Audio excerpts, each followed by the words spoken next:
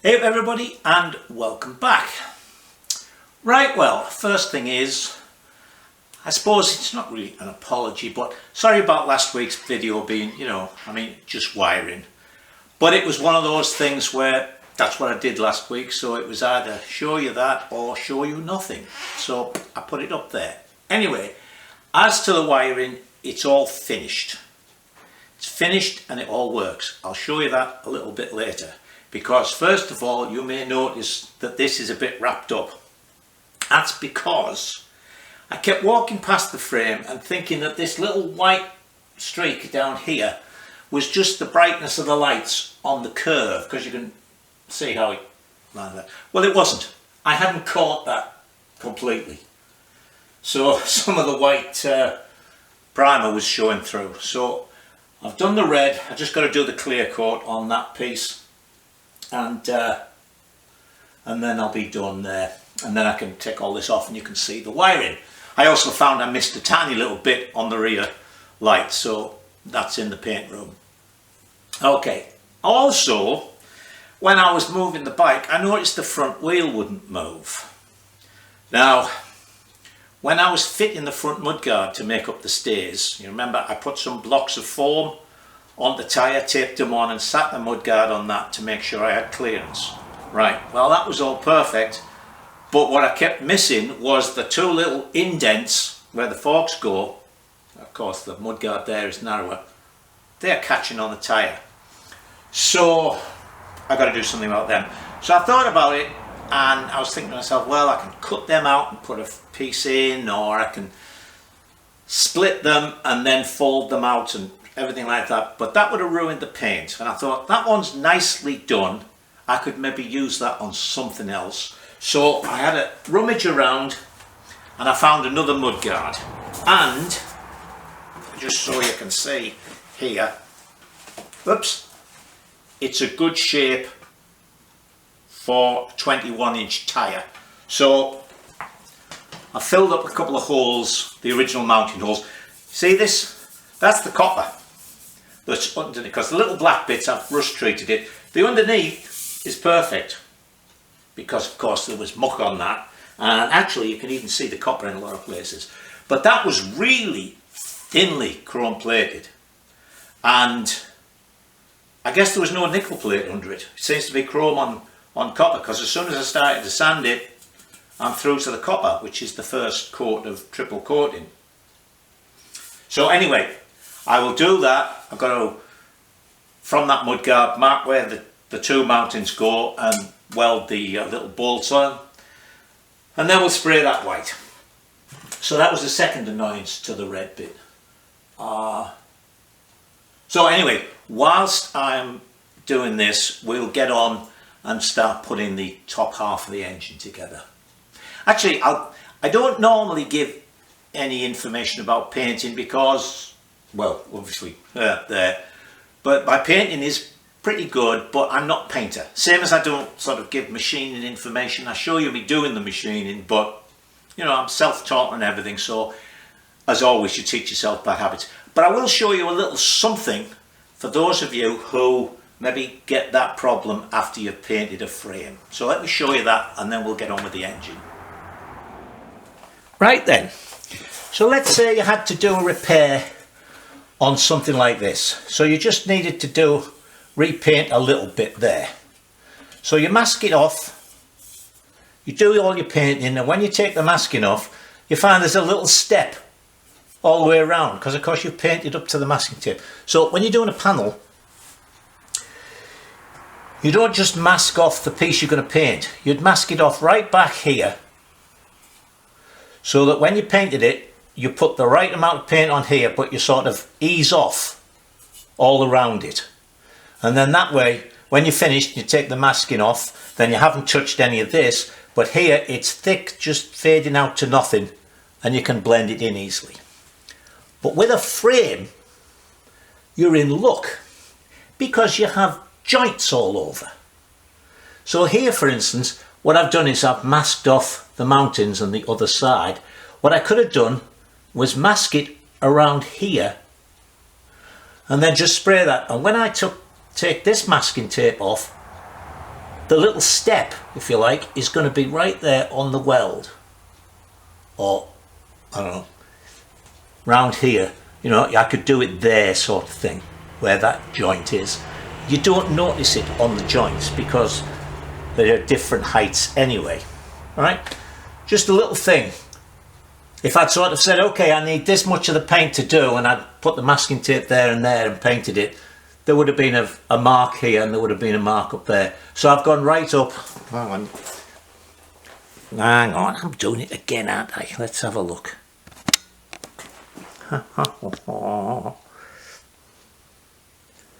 Yeah. I'm sort of doing it up to here, doing that bit. You can see the way I've masked it off. So there you're not going to see that join, that step where the thickness of the new paint is higher than the thickness of the old paint. So I've just spotted a little run up there, but it's under the tank, so I'm not going to worry about it. Alright, I will do that, and in between coats drying and things, we'll look at this engine. Right, well, let's get started. So, first thing we're going to put on is this, did you see it there? This aluminium distancing piece, because I thought somebody had maybe put it on, but I had a comment from people more knowledgeable than myself, which isn't that difficult because you can't know everything about everything. So that's one of the nice things as I've gone along and worked on different bikes, that the people who own those bikes and have worked on them previously have been able to give me some really good information. So anyway, it's a long-winded way of saying that apparently that alloy spacing plate was put on to the 1973 engines, and this is a 1973, so that is why it has got one on. So we'll put our cylinder base gaskets on first, just because it's easier than trying to get them past the piston. And as always, I just spent ages scraping the old gasket off that alloy piece because it had been put on with some hardening type gasket cement. Well, actual gasket cement, not just sealer. Right, so that's that.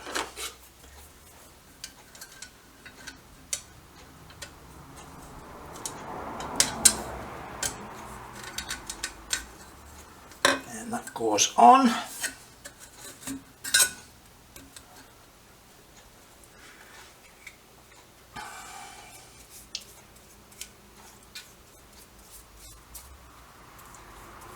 Got my red paint done.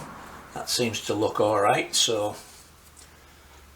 I'll leave it till tomorrow though to take all the, it's the afternoon now, leave it till tomorrow to take the various bits of masking off. The masking wasn't particularly difficult here, but I'll tell you what, there's nothing worse if you're doing like two-tone colours or something than when you take your masking tape off, it takes some of the paint off with it. That's a bit of a bummer.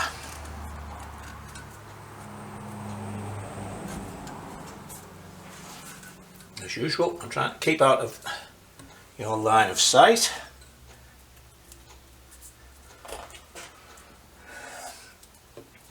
Right, I'll leave putting the top layer of grease on until we've done the piston. So, what can you see? Let me pull you out here. There is my piston. Got the gudgeon pin in, got the circlip in this side, got my trusty little gudgeon pin pushing tool. So we're going to need a glove to hold this, and then we're just going to warm it up a little bit.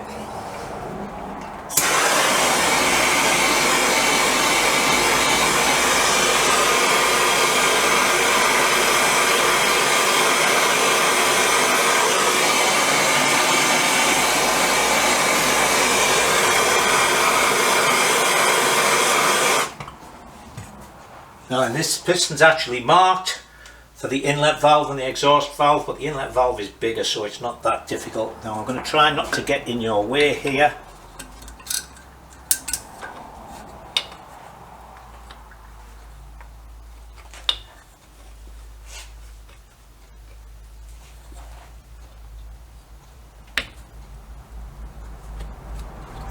Oh come on, I thought I just had you all lined up there.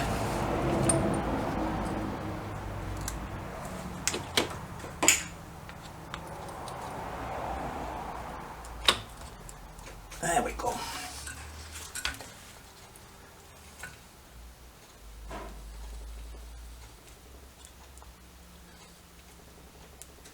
And there we are. So, yeah, inlet valves at the back. We'll let that cool down so I can handle it a little easier. And then we'll put the other circlip in. Right, well, circlip. One of the reasons I didn't grease this was because I knew I was going to be putting something in there to stop the circlip falling in there if we happen to get it to jump out of the pliers. Now, this is another one of these things where I'll get comments, you should do it this way, you should do it that way. As long as it goes in, doesn't matter. This is the way I do it. I've been doing it like this for 40 years, so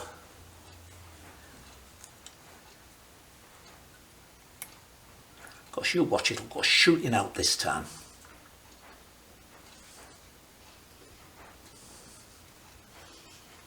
Hey, lad, come on.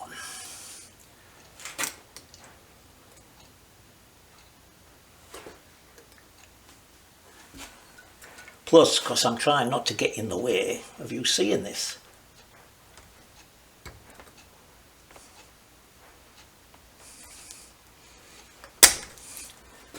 There it is.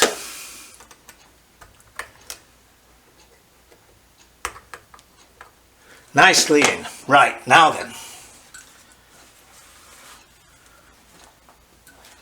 We set our piston rings. Let's say my normal standard way is I have the oil ring at the bottom to the back, and then I set these other two at 2 o'clock and 10 o'clock. I've forgotten to get a cross piece for there. Let me do that.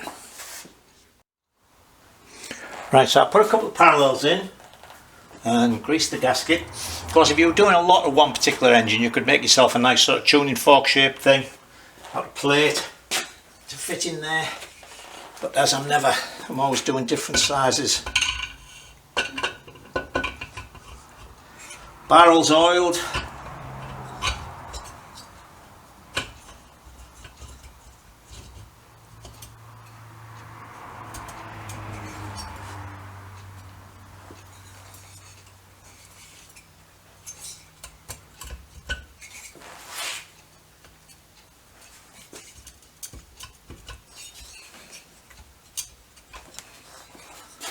Now, why isn't that going on there?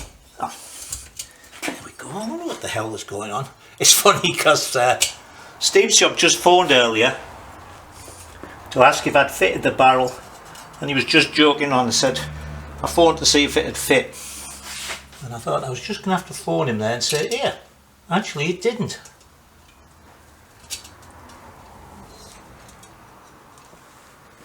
You tell Steam Shop what size things have to be, and they come out at exactly that size.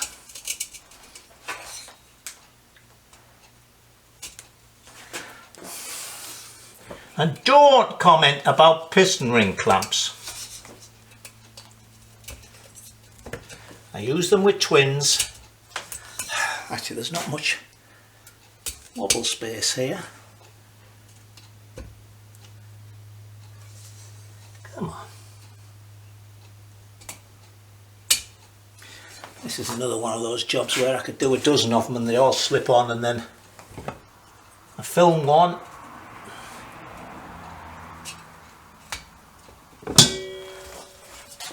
and it won't go on. Now stop messing me about.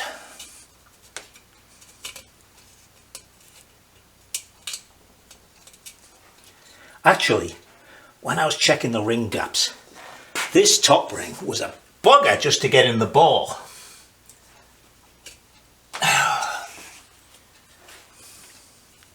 I'm going to have to move you because the camera's in the way. Well, I had to admit defeat in the end. And I used, actually it was a bit small, but I had to use a piston ring clamp. I have never had one like that, I can tell you. I mean, once or twice you've seen me struggle slightly, but I couldn't get the oil ring in. I had to take the cylinder off again because they weren't seating properly. And then of course once I'd got it off, there was no way I could get that first ring back in. So I thought, bugger it, we'll use one of the Trive twin piston ring clamps, which is a bit small.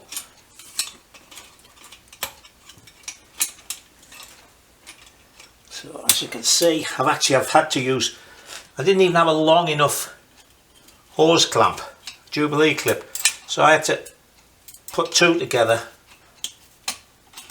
and now they're playing up and they don't want to come apart.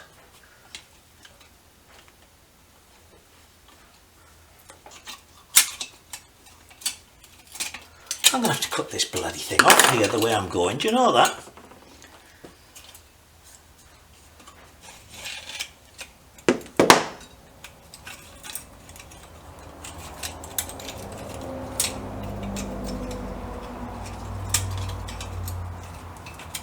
Dear me!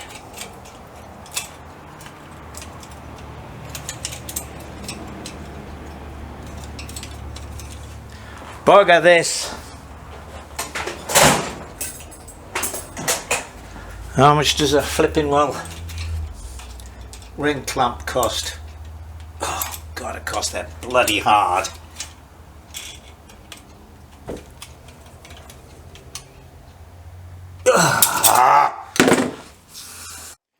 Right, let's try these.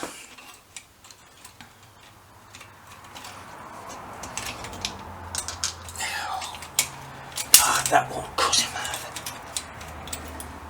Come on.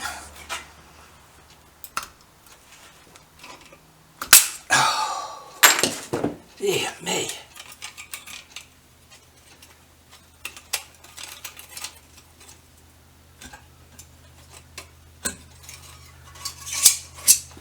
Shish!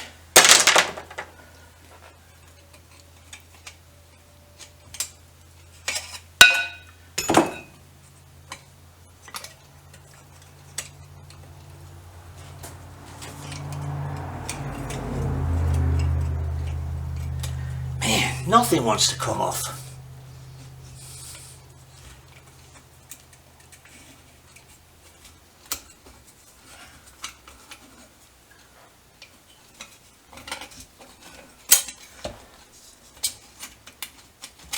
Bloody hell! Ka-choo!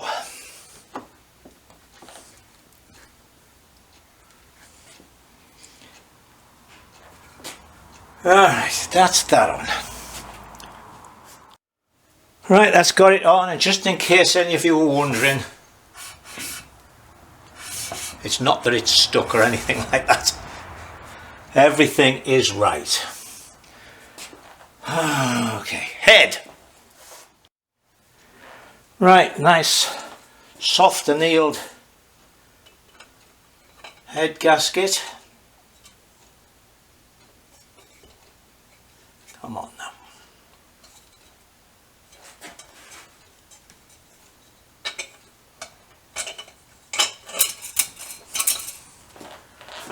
And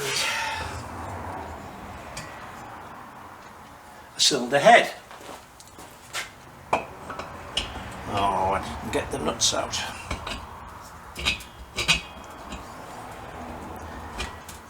You know, I just checked these two 5/16 because one of them looked to be a bit bent, but I put them in and they showed up as being completely square to the head. Oh, there we go.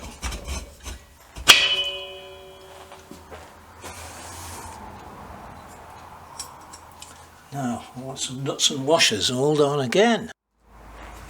Now then, these are 5/16 fine UNF and 7/16 fine UNF.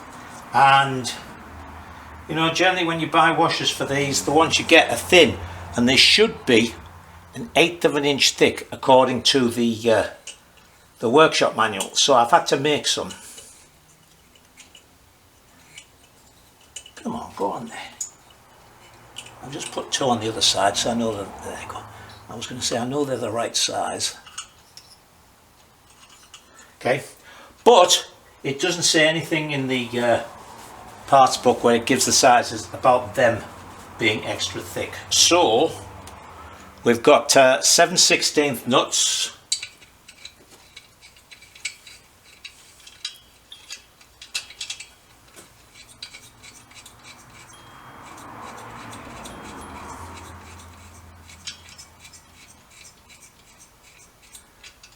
I'm pretty sure I can get these on without having to lift the head up. Can I? Yes. Well, they're still fiddly, of course.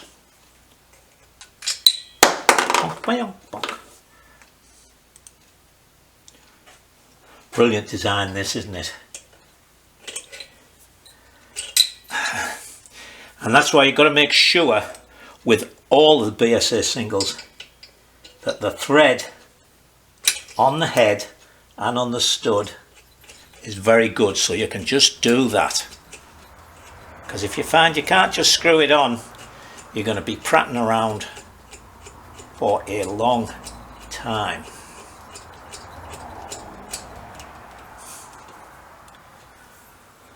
Now then, I don't know if I've got an extended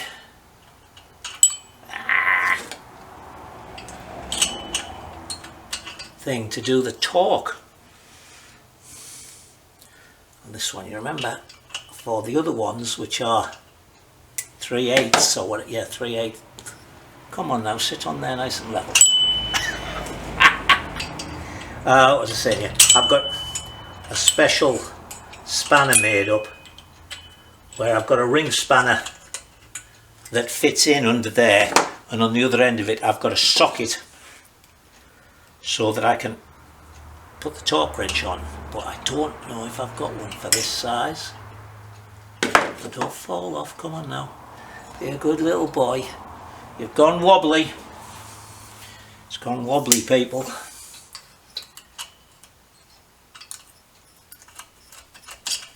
There we go. So that's that.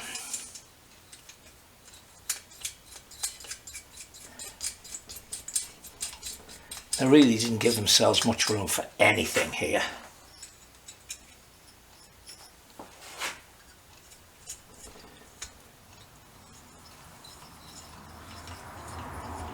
Right, let me just give these a tighten down, and then we'll see if I can find a torque wrench to fit. Right, I have just tightened them down a bit, and I had made up an extended one of them. Right, so put that on there.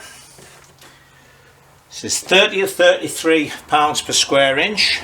Did our little calculation, which is very handily in the back of the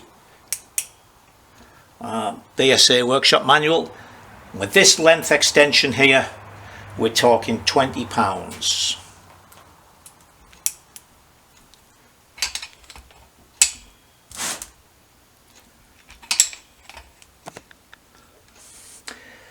You know, you're standing too close there, people. I can't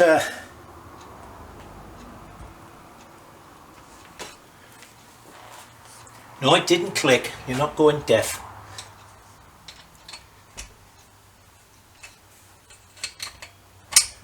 So we're going diagonally.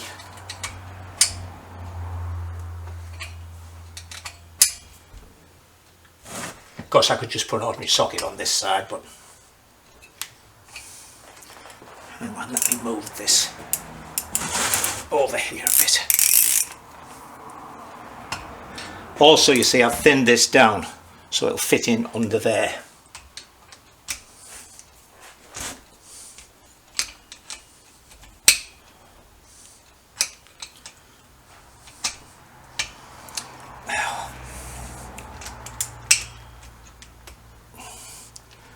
Oh, bloody BSA. I love the engines, but some of the design things are really poor.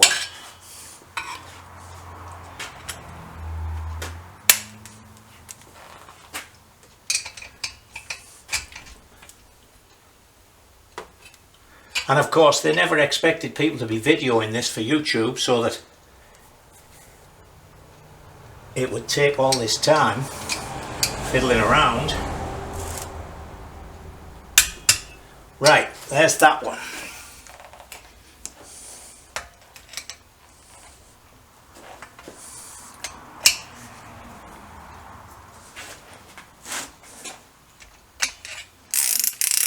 I'm trying to keep it straight as you can, of course, to keep all your measurements right. Oops, sorry. Told you were standing too close, didn't I?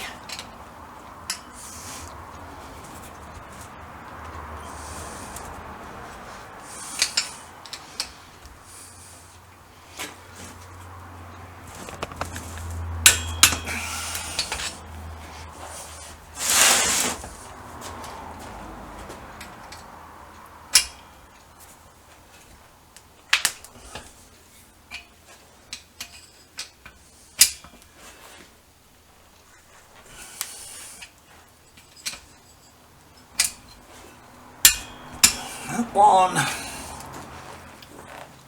See, I'm not overly worried about the 5/16 ones. I've tightened them up a bit. Of course, you can't get them with a ring spanner, so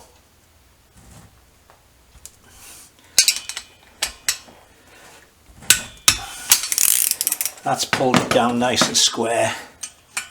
Now we can give these the last tighten up.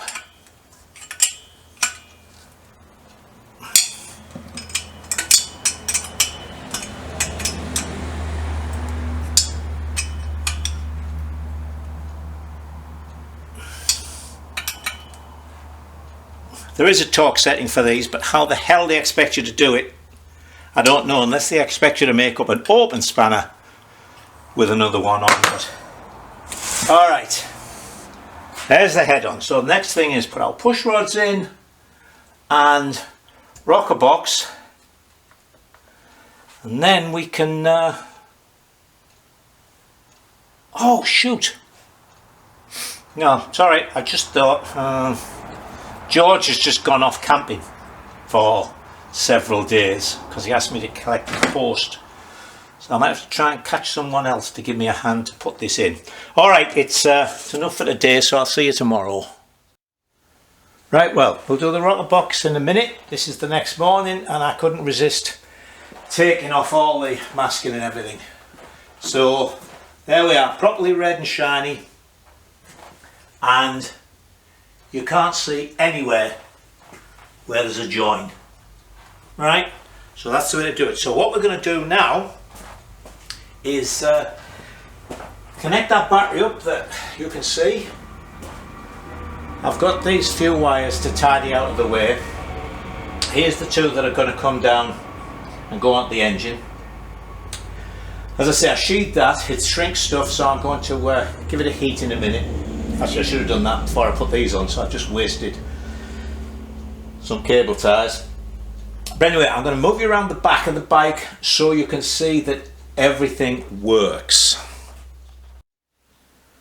No, your eyesight hasn't gotten funny. I've switched the lights off so that you can see everything better. Now, of course, I can't see to put this little connection in. Is that red? Yes, that's the one, because I can hear the speedometer coming on. Right then, so imagine the engine's running. The speedometer's on, horns on, left hand side, right hand side. Turn the lights on. There's low beam, there's the back light on, there's high beam. I think you can see, let's have a look. No, you can't, but the little thing is on there, and if I just connect, because of course the brakes aren't connected up, but well, the brake switches aren't, I don't have them done. If I just power up the rear brake light switch, there we go. Alright, so that is everything working. Alright, before we put the rocker box on, we've got to put the little decompressor in. So that goes inside there. It'll go in through this hole here. So that's gone in. Now that goes on there like that. So there's a couple of spaces to hold it up. The cable goes into there and onto the little arm. Right, I'm just making sure I was right. So when you look at the little arm, you'll notice a couple of things. One side is, if you like, chamfered. It's where the ball of the cable goes in. And down here, one side's got a little boss on it, and the boss goes inwards. So as I say, that goes on like that. The cable comes this way.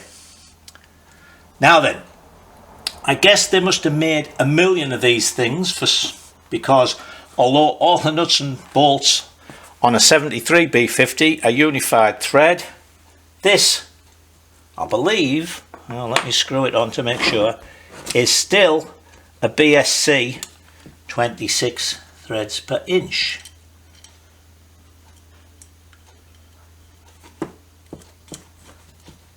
Yes, it is. Way to go, BSA. So, what we're going to do, let's have a look, is put our valve up,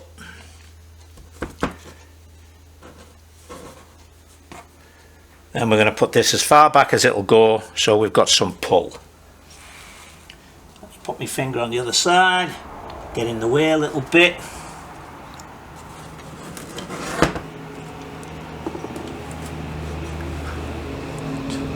Just checking again to make sure you can see more or less. So that goes in there, and as I say, that goes like that. Goes on like so.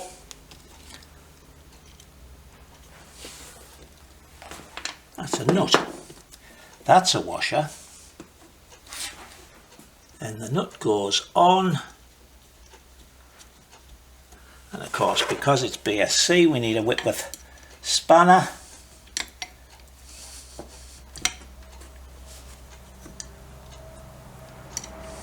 For those of you not used to British bikes, what I hear a lot is people say Whitworth for all of the threads, but all the thread forms aren't Whitworth. Whitworth is the coarse thread form.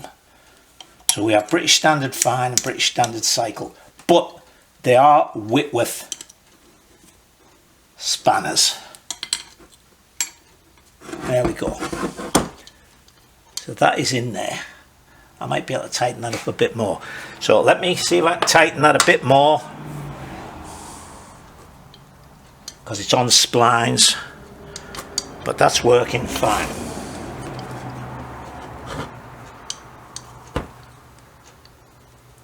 Where are we? So you see, yep. If you watch that, so when this valve is closed, top dead center, you pull that, and it's not much, it just lifts the exhaust valve off its seat to let the compression out. Very good. So as I say, let me tighten that up. I've got to get a grip of it, and then we'll put it on the head. Right, so rocker box. I've greased where I'm going to put the gasket on. Greased my nuts. No, that doesn't sound right. I've greased the rocker box nuts, and I don't have these two in here. I'm going to use Allen bolts for that, I think. There was a reason why I took them out, and I can't think what it was. Anyway, if I can think what it was before, I can always put the studs in. My mind's going. Anyway, so what I've also done is put a big blob of grease on the inside of the tunnel for the exhaust push rod, and a blob of grease here just on the inside to hold them. I've also put a blob of grease on the end. I could do with being taller here so I can see down into there. So there's a torch I've got that's going to work. These LED things are really good, but I've bought so many of them and they don't seem to last. Or the ones I'm getting from the local place, it's a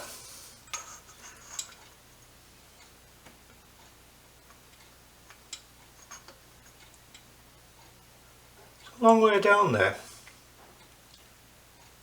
Alright, so the blob of grease on the end is going to hold them a little bit, and that one, look, is holding that inwards.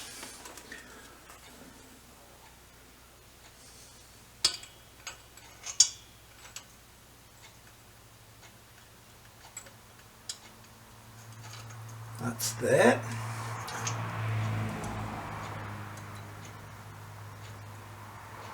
That's there.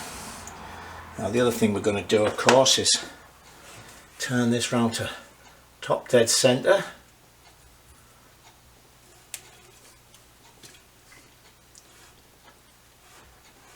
So that both valves are closed. We don't have any pressure on. The gasket on.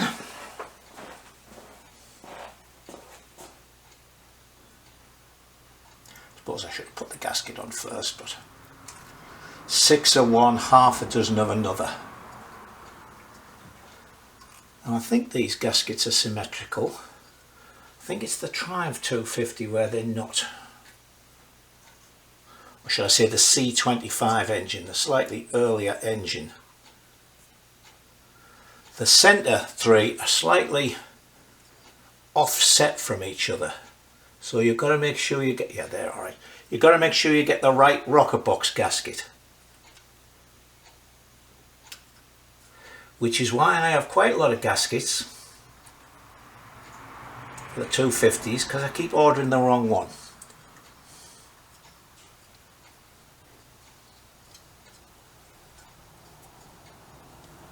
Right, so that's on.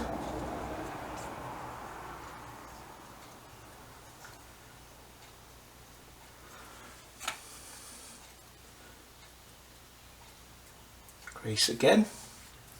So it helps the gasket to soften up and form, but also when you come to take this rocker box off, if you do, you'll find the gasket will separate from the joint.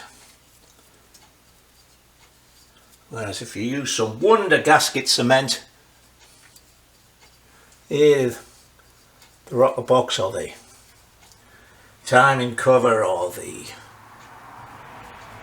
primary chain case cover won't come off, and then you've got to spend an hour trying to scrape the old gasket off without damaging the face.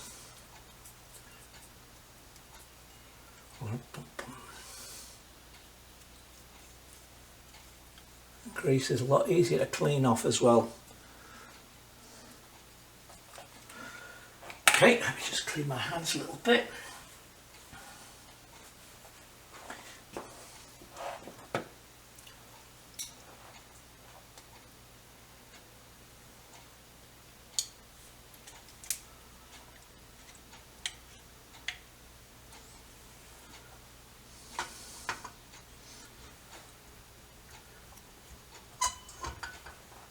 Come on, where are you? There we go. There.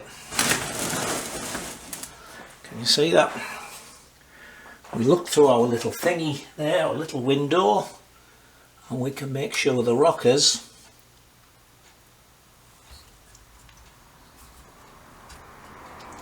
have gone onto the push rods. So the exhaust one's got to come forward just a little bit.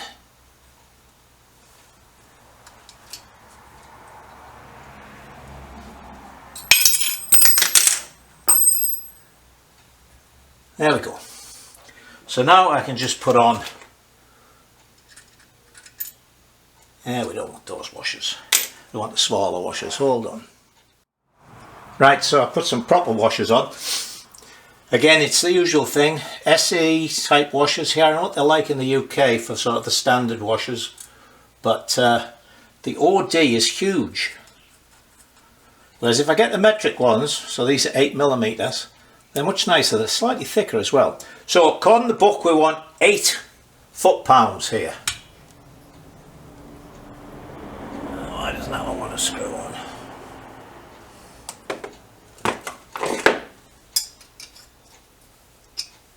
Sometimes it's the nut, sometimes just turning the nut over does the job. The thread looks fine. I gave these all a clean up.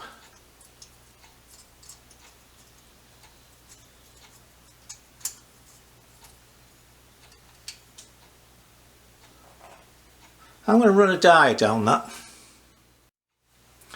Right, well, I couldn't get my little extended die holder thing that I made with a socket in the end on, but it turned out that some time ago I managed to get some 8mm bolt nuts mixed up with the 5/16, and that's what it was. So let's try this, shall we?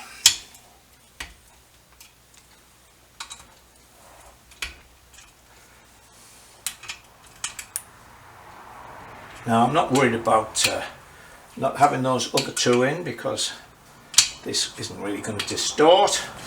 Certainly not with 8 foot-pounds of torque on it.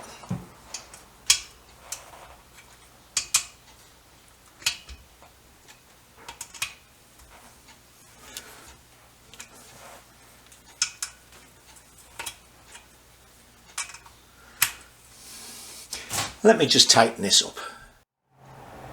Right, and the last thing I'm going to do now, while I'm thinking about those 2 rocker box studs and how I'm going to get the engine in to the frame, is I need to measure the front engine mounting here and the bottom one there, and then measure those 2 on the frame to find out how big the spacers need to be. Now that is actually a nice tight fit in there, so I can just measure that.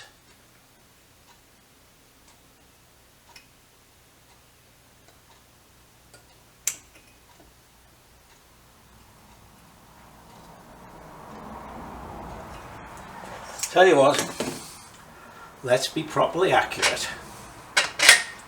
Take that out of there.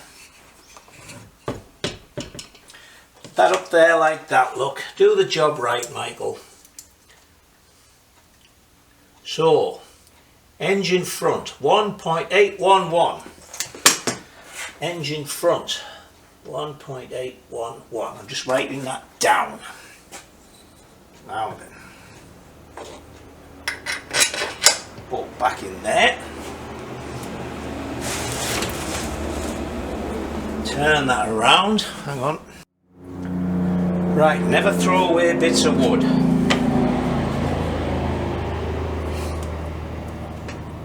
Oh, that doesn't want to come out there. I guess it's the weight on it.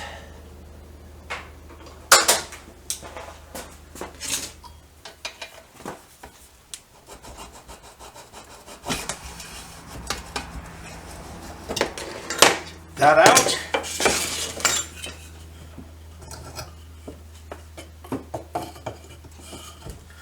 Stick that under there. And now I'm going to get in your way here, sorry. And now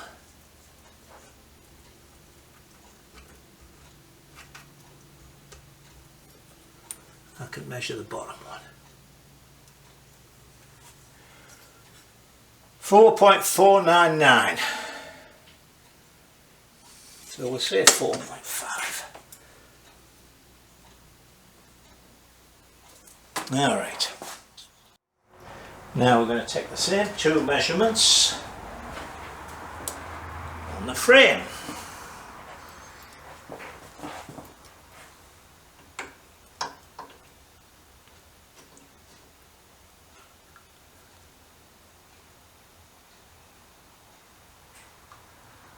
.014.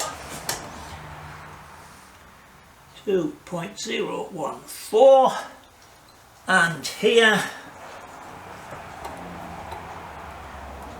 and of course this is going to take into account the paint, you see. 4.714. 4.714. I should have done these the other way up. Anyway, so that obviously is going to be 0.214 for that, and 1 from 4 is 3, 1 from 1 is 0, 8 from 10 is 2, and the other one is 0.203, so they're both about the same size. Okay, I will make up a couple of spaces. Right, well, it's Saturday, so let's do our last little bit of work. It's also starting to pour down, which is why, if my voice is a bit echoey, we're here in the paint room because it's the quietest place. It's also annoying because it wasn't raining when I came down, so I'm just in a t-shirt and then bring the umbrella. Alright, so what we're going to do is we're going to take this rear caliper apart, and I've got some new pads for it. So, first thing I'm going to do is get the pistons out, for which we need a nice cloth.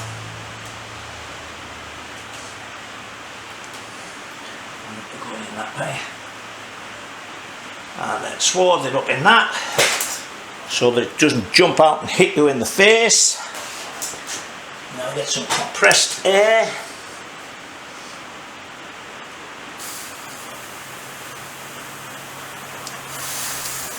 Oh, they're well stuck.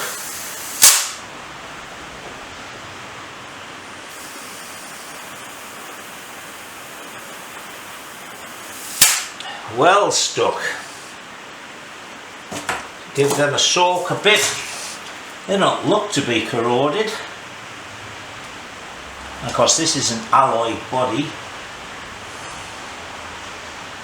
They're well stuck in there, so let me squirt a bit of stuff on to work down around the seal that's in there, and then we'll give them another try.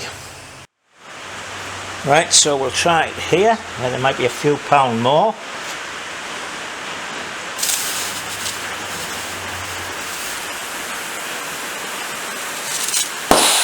There goes one of them.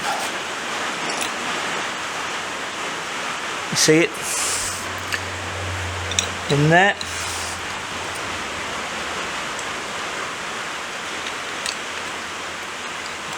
Right, so there's one. Oh, there's some.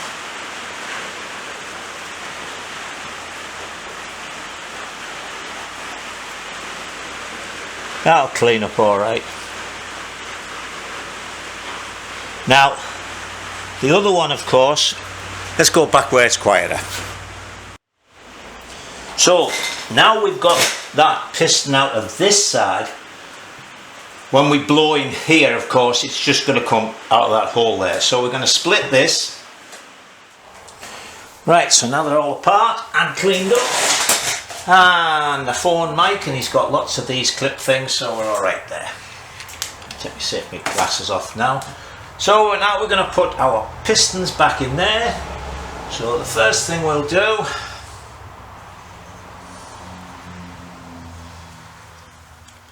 is give the O-rings a nice coat of clean brake fluid. Actually, we can put some on there as well.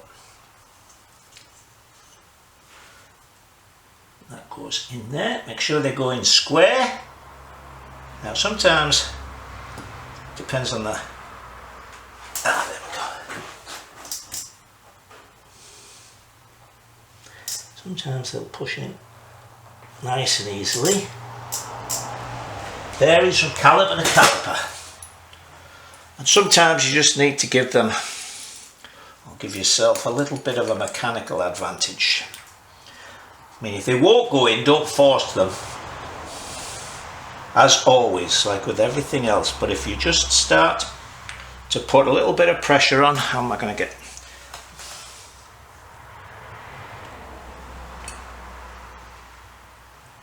There they go in it goes.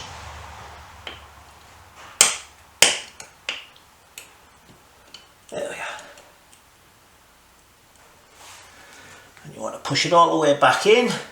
Two reasons. One, it makes it easier to get the new disc pads in, and also it's less space at the back for the fluid to fill. So there's one done. So the next thing we're going to do is put our O-ring in there, that on there. Now then, let's think here.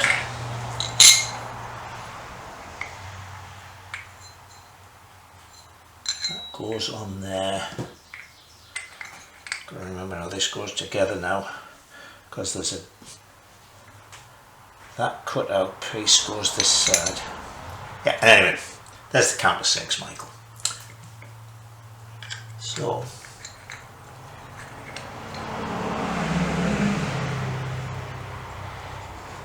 seems to have stopped raining.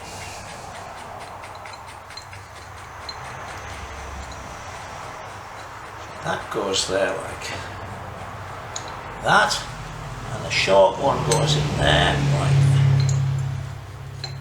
that.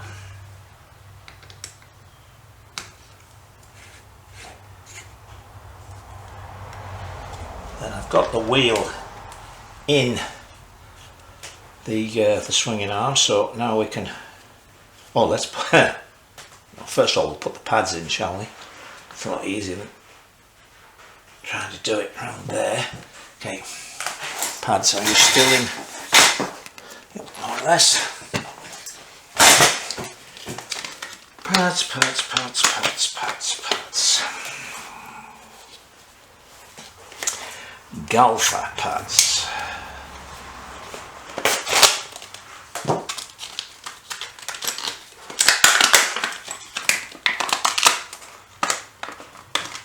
And of course, your pads, you want to keep oil, grease, brake fluid, you don't want anything on them.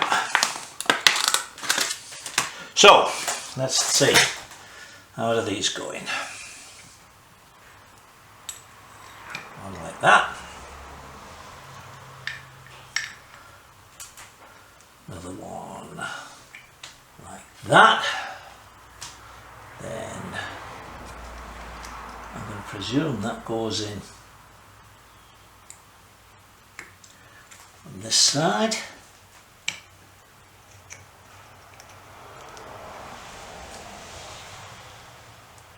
Or does it go in from that side? I wonder. Tell you what, let's see if the other one goes in easier from the other side. And if it does,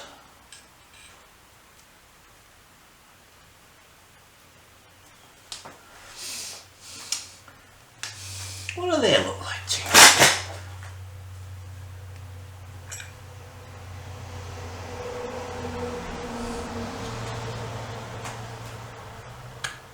And let me put this other. This is not the right one, because of course it's, there you go, you see I haven't got that lined up, that's why. Ooh. Oh my God. Had me extra Weetabix this morning there, didn't I?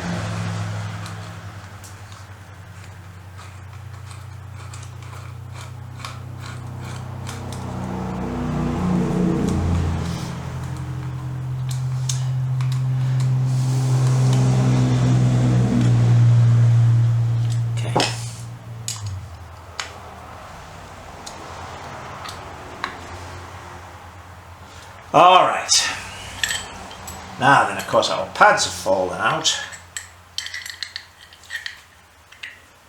Excuse me, well,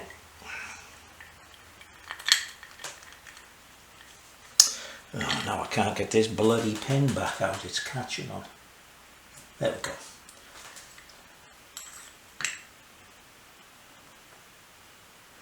Actually, I guess they can just go in up against each other, can't they? Now then, what are we going to try?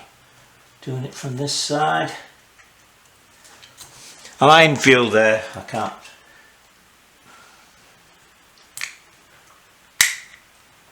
It's gone through one, I think. It's gone through another. This seems a bloody stupid way to do it.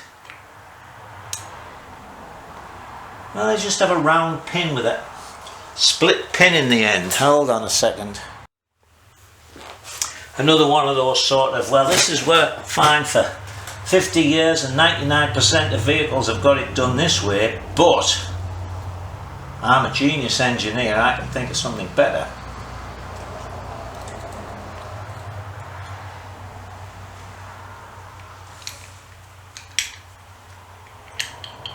Oh God, what a stupid bloody...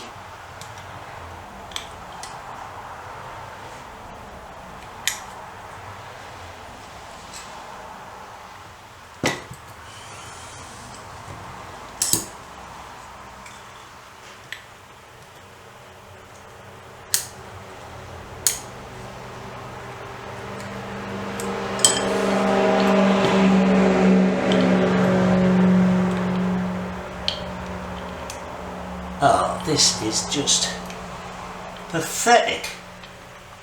Or are they supposed to go through the other way?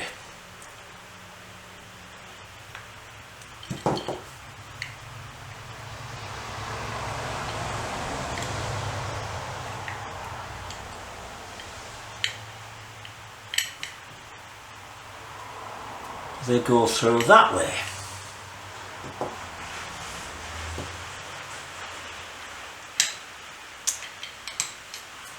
Put it in the right way up, Michael. I can see me having to phone Mike and ask him how these things go in. They won't go in that way, so they've got to go in this way. Let's see if they'll go in this way from this side any easier. Oh, of course it should be 6 of 1.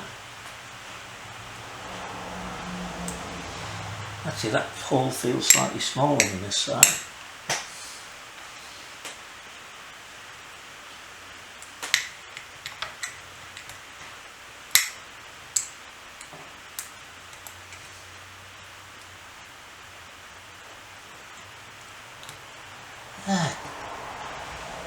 God, what a stupid bloody idea this is.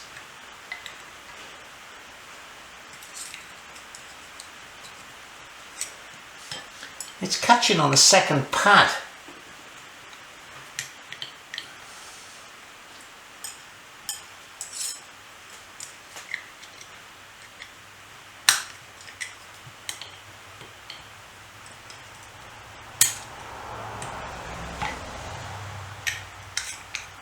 Okay, I guess it's gone through the second pad.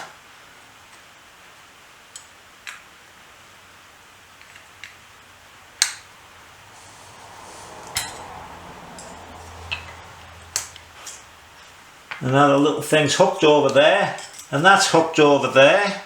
And what a rigmarole that was. Right then, let's see if we can get this on. Started raining again.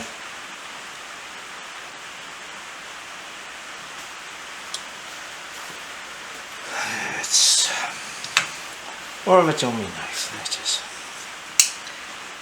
Just make sure these pads are fully apart. Now then, that go out. Just poke myself with the indicator. Pads go on.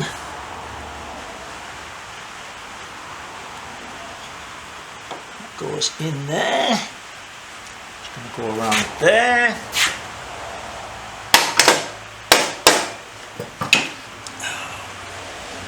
Bugger!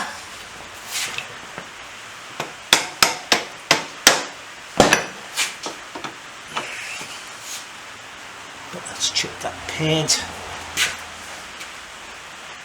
Come on, wheel spindle.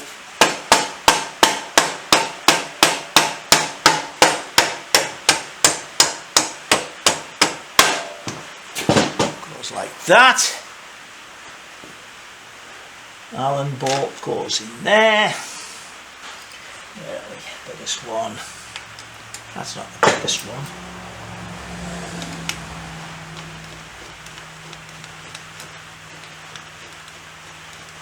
That's going to go in there like that. It's going to go on there like that. I think I'm going to drill that and put a split pin in. for now. We'll just,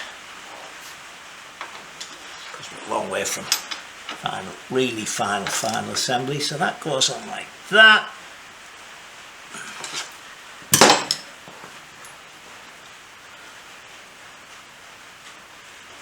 I'll do that finally as well, but I'll just put it in there so we don't lose it.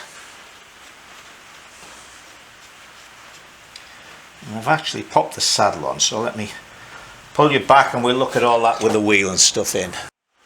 Right, the paint's back to looking orange, but never mind.